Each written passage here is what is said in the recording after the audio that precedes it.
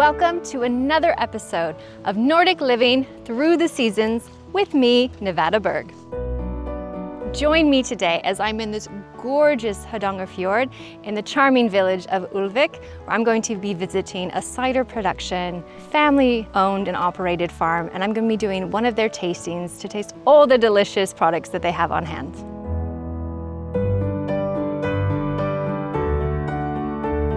Nevada, nice to have you. Very nice to be here, thank you. Okay, so I will show you a little bit around so you can see the production and the facilities we have here. So just follow me.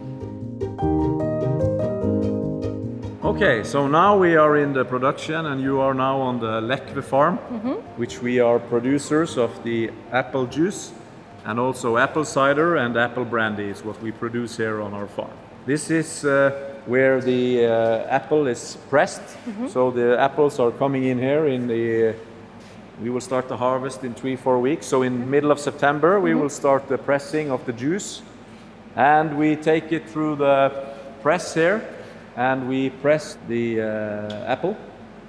And the juice flows underneath in a tray. And it's either used for the non-alcoholic, then it's pasteurized and made juice and non-alcoholic, or we have it into the stainless steel and make the cider with alcohol to start the fermentation.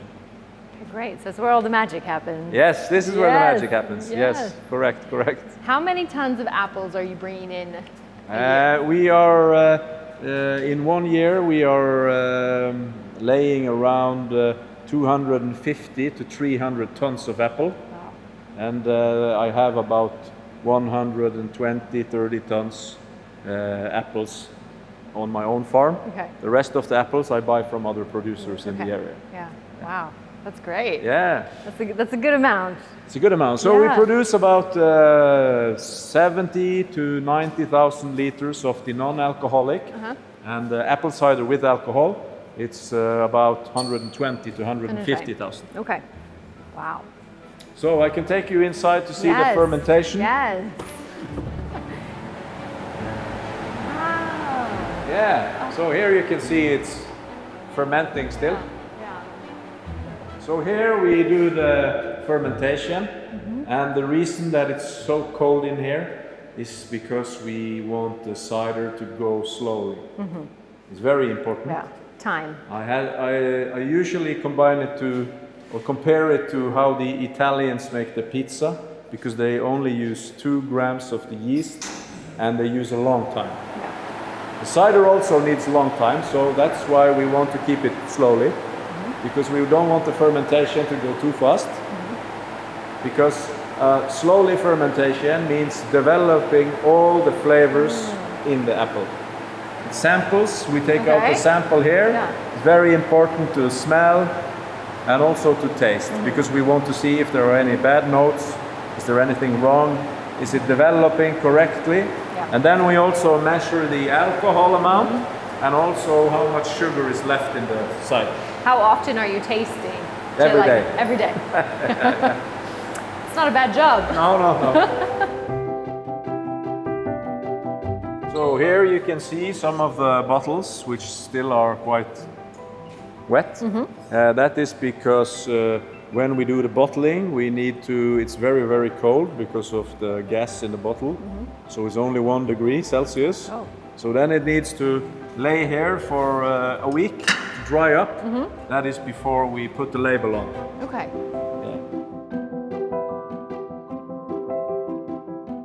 Okay, so now please welcome into the distillery. This is where we make our apple brandy. This is a French method, it's called the alambic stillier. So here we actually have the cider into the tank here, which is 400 liter. Then we start the distillation in 78 degrees. So when we heat it up to 78 degrees, the steam goes over this pipe and gets chilled down again. So it goes over from steam to liquid again. And then we get about, from 400 liters of the cider, we get about 40 to 45 liters of 78 degree brandy. Okay. So when the brandy comes out here, it's total clear, Yeah. has no color. So for aging in the barrel, Yeah. we need to take it inside here. Whoa. To the And oak. then we do the aging in the barrel in Yeah. 3 years minimum. 3 years. Yeah. This is oak, and we have some old oak barrels which are used for red wine production in Spain. But we also have new oak from France. So we have two different types of the oak. Yeah. Yeah. And what's the oldest one you have right now? The oldest one that we have is a 12-year-old 12-year-old barrel. Yes. Ooh. Is that when you started? Was that the very first? I will drink it when I retire. I think. Yeah. So yes, it's a barrel from the first batch we made. Yeah. Oh, that's special. Yeah.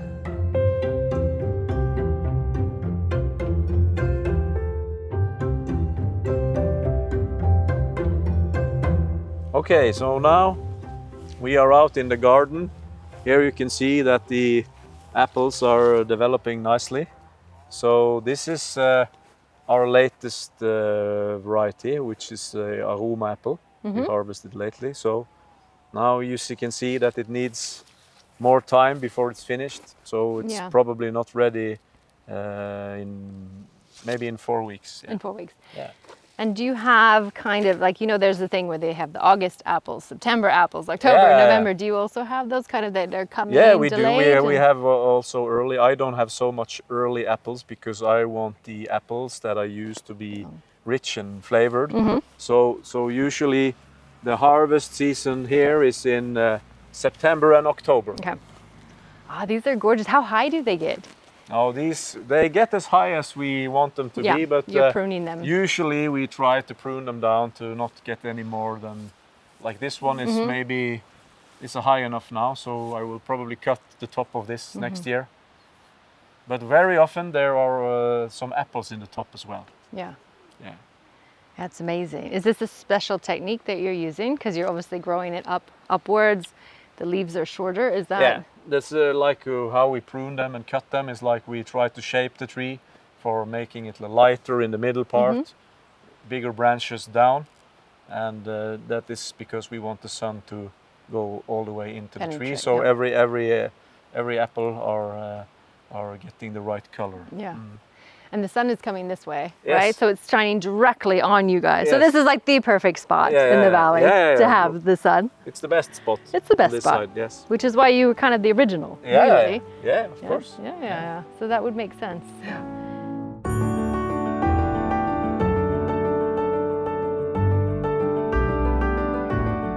So welcome to the table. I'm so excited to be here. Yeah, this thank looks you. amazing. What a great spread. Yeah, I'm gonna give you a variety of our products. We are gonna taste some non-alcoholic cider, and then we will do the classical cider and some ciders with different berries. So I hope you will enjoy, and we will finish off with some stronger stuff that we also make. Sounds good. So I hope you will enjoy. Wow, and it's perfect for this hot day because I feel like I need something right now. Yeah.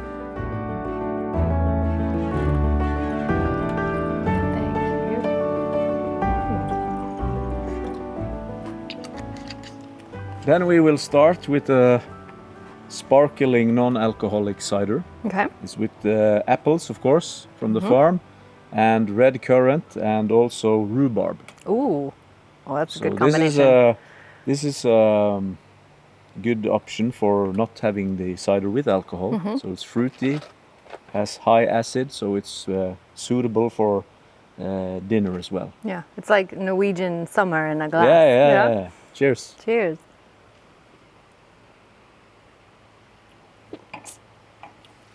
Oh, it's really refreshing. Yeah, and really light. It's not too sweet. No. It has the good acid from the rhubarb as well, so it gives it a nice flavor. Yeah, it's got a great the bubbles in there. Yeah, really nice. And it's also fascinating because it gives you a little bit of this type of peach flavors. So even though it's apple, rhubarb, and currant, it gives you these notes of the It does. It's peach. kind of like the combination of them coming together. But you don't have any of the bitterness of the rhubarb. I think anyone who, maybe anyone would like this. Yeah. It's Great. And then now we're going to the next. You will Yeah. have the classic apple cider from the farm. It's a traditional cider from the region, made out of our variety of apples that we grow here, and it's a sparkling cider with 8% of alcohol. Okay. Was this the first? It's one of the That you first made? because Yeah. it's a very traditional one. It's the maybe the cider that describes best how our cider style is here in this region. So it's kind of fruity, and we want to develop the fresh and fruitiness of the apple taste.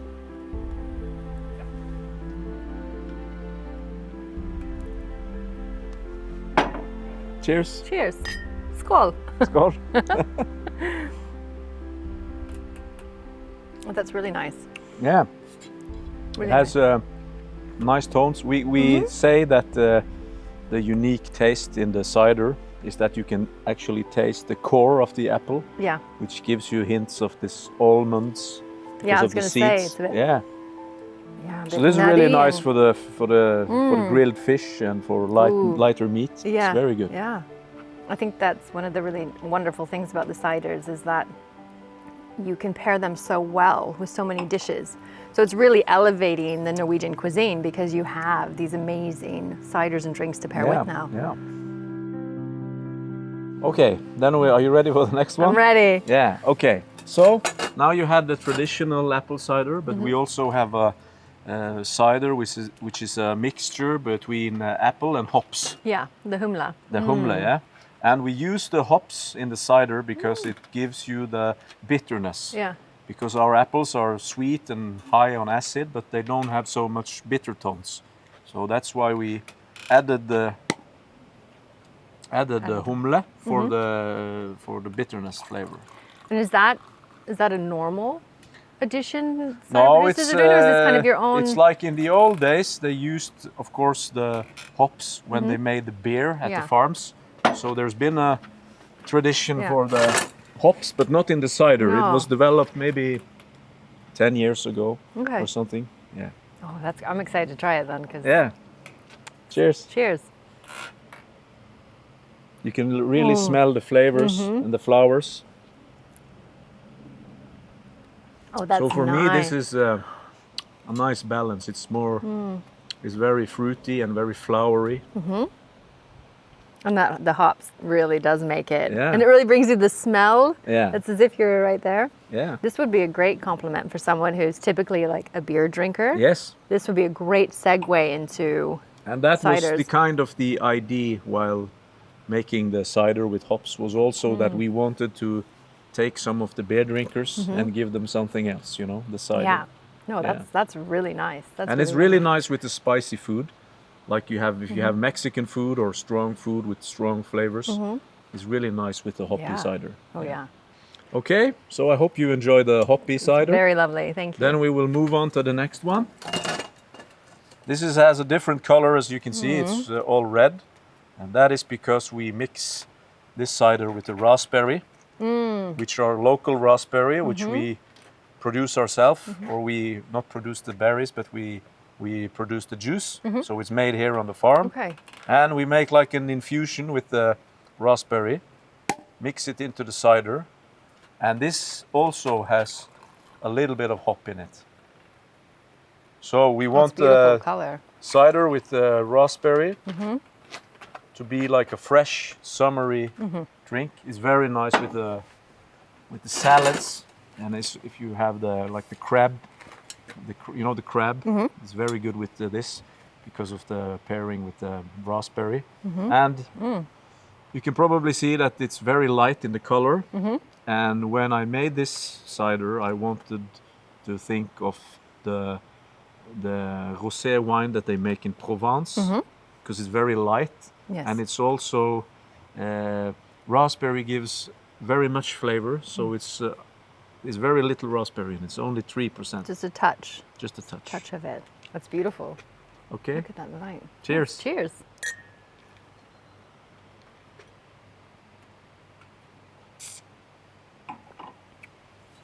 You can feel Oh yeah.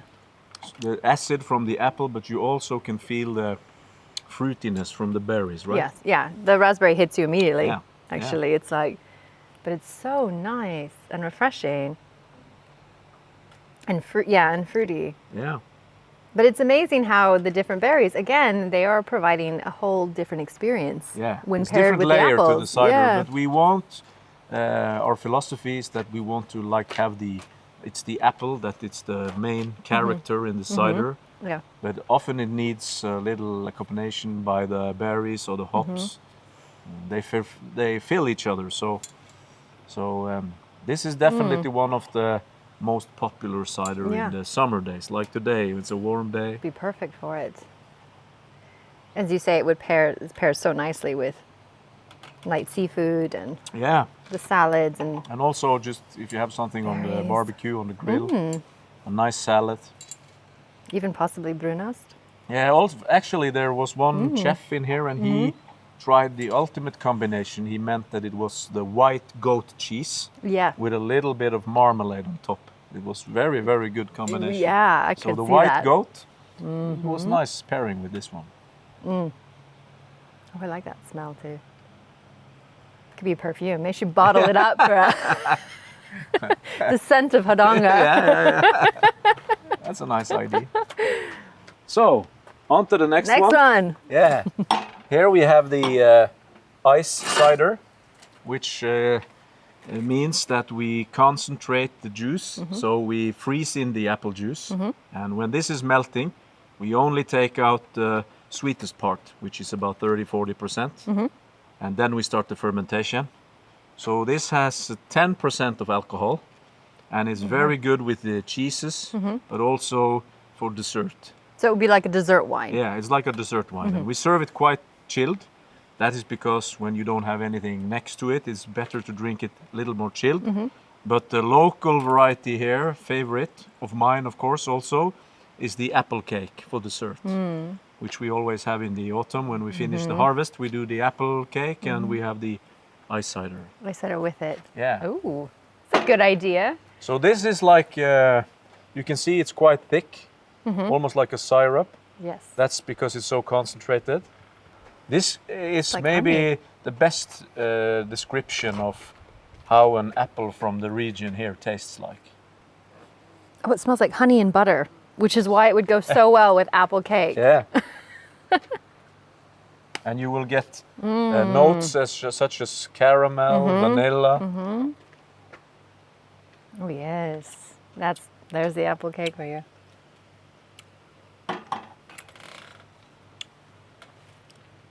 It really gives you the feeling of the apple. Yeah. Oh, And that's like autumn in a glass. Yeah. Like all your childhood memories. Yeah. Right there. For me, it reminds me of my grandmother used to do the baked apples. She baked them in the oven with sugar on and some butter, and this. That's it. It's amazing. Caramel, just like all the caramel Yeah, and it's flavors very in there. spicy, you know. Yeah. It's that perfect segue when it's getting colder and you just know that you're going into winter soon, but you're getting all that cozy warmth. Okay, so then we are at the final tasting. The final. We also make apple brandy at our farm here in a bottle like this. It's named after the old name of the big apple trees that we used to grow here in the early days, a big apple tree.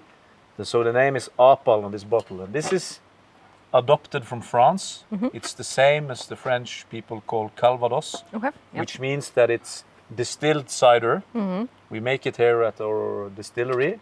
So we distill the cider and we age it for 3 years in the oak barrels. Wow. Okay. Yeah. Wow. So when you have eaten all the nice food in this area and eaten the apple cake and had the ice cider, there's always room for a digestive. Always. Always. So then we use this one. So this is taking over aquavit. Yes. This is the new. Skål. Cheers, skål. That's very warm.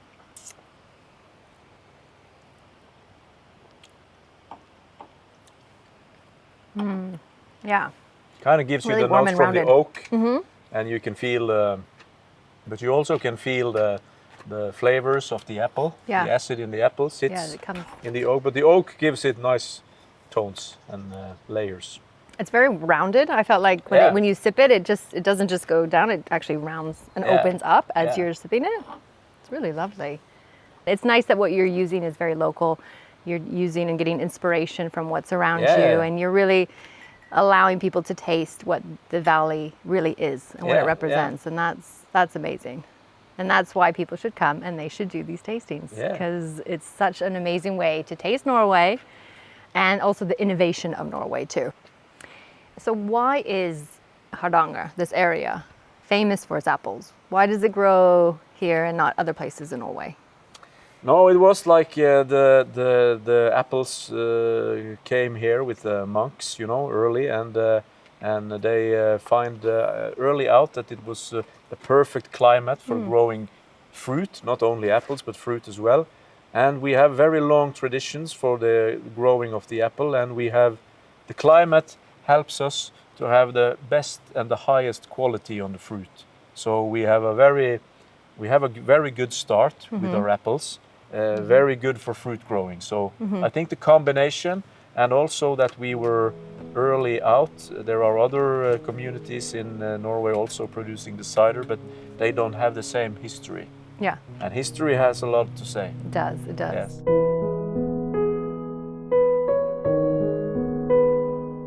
I'm going to be making a delicious, classic, traditional Norwegian apelkake or apple cake today using these gorgeous apples that we found here. To start making the apple cake, I'm using these gorgeous apples I just picked from the orchard here. I'm going to peel, core, and then slice them thinly. It's so nice to be this close to nature where you can just grab the apples straight from the tree and then use it in your baking. And these apples are so good. They take much longer to sit on the tree to ripen, meaning they're even more juicy and even more tasty. And if you want, you can also leave the peel on. It's kind of up to you. These are so fresh, and they're quite thin on the skin, and I know where they've come from. So you can definitely leave the peel on if you'd like. Just gonna take out the core.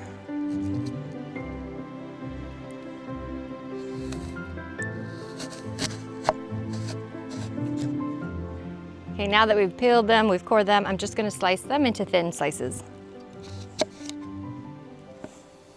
And of course, you can make them the thickness that you'd like. But thin will make it easier to cook all the way through. Now that I've sliced all the apples, I'm just gonna set them to the side and we're gonna get working on the batter for our cake. I have here about 1 3/4 cup of flour, about 210 grams. This is all-purpose flour, but you can use spelt or another type that you like. And we're gonna put in about 1.5 teaspoons of baking powder. Okay, now that I've added the baking powder, I'm just going to combine the flour and the baking powder together. And then I'll set that to the side and we're going to get started on our wet ingredients. So now I'm going to beat together the butter and the sugar. And this is about 150 grams, 2/3 cup of butter. And it's at room temperature, makes it much easier to blend with the sugar. This one maybe is a little bit more than room temperature because it's so hot today. But it'll be much easier to mix the sugar with.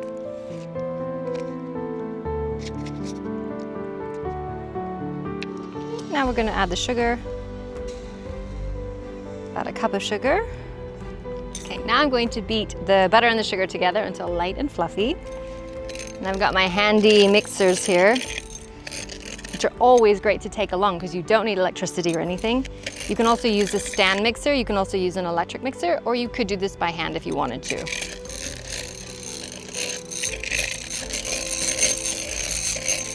Once the sugar and the butter are all blended together, we're going to add 3 eggs, one at a time, to make sure it's all blended. So I'll start with this egg. Now that I've got the first egg in, I'm going to blend it together. And after it's all blended, I'm going to add in the next egg.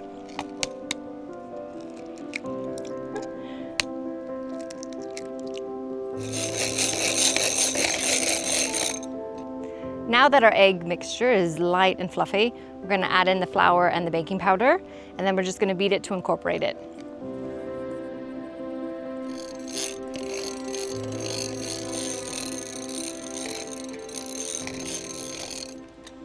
Okay, so now that we've blended the flour in with our dry ingredients and our wet ingredients, I'm going to add in about half a cup of milk, and then we're going to blend it just to incorporate it, and then we're ready.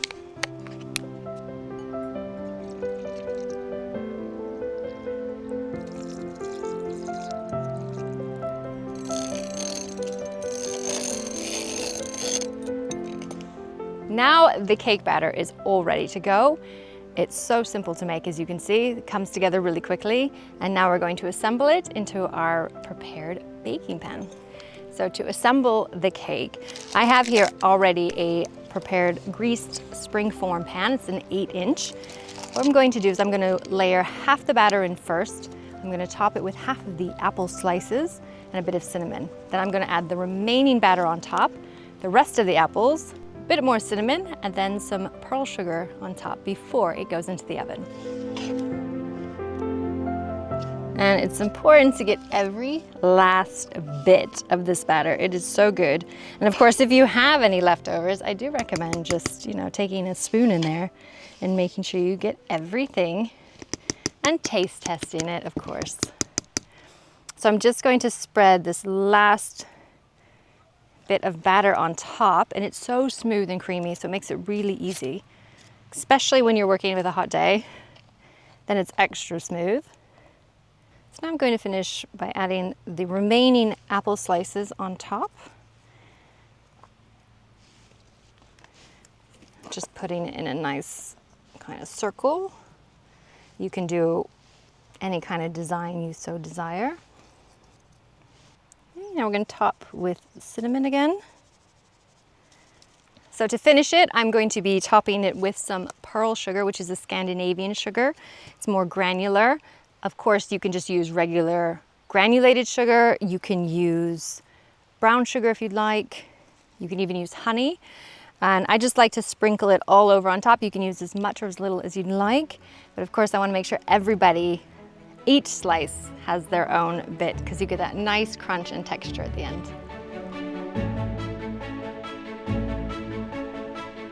Now I'm going to pop this in the oven at 350 degrees Fahrenheit, 180 Celsius for about 40 to 60 minutes, just until when you insert a knife or a toothpick, it comes out clean. You want it golden on top and just cooked all the way through.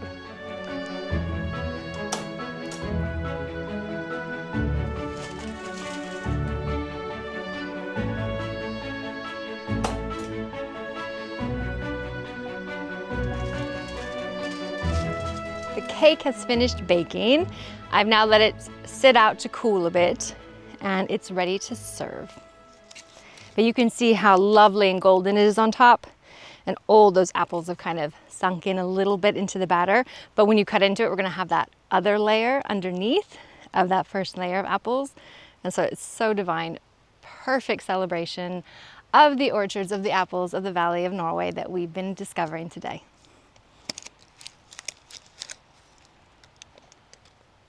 I'm ready for that first slice. All right, and here we have the first bite. And you can see the layer of apple that we put in from the very beginning, that layer of cinnamon, and then on top, it's like the most delicious, amazing, simple cake that you can make to celebrate autumn, to celebrate apple season. Classic Norwegian, so perfect all around, and great with a glass of apple cider.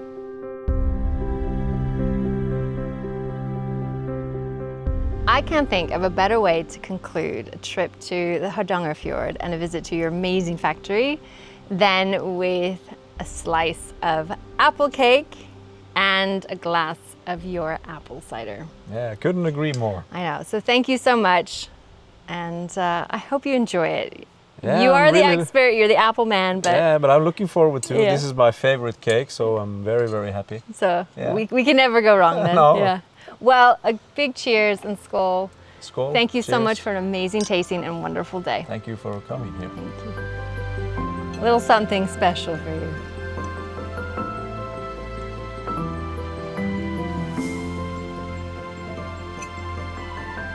Fantastic.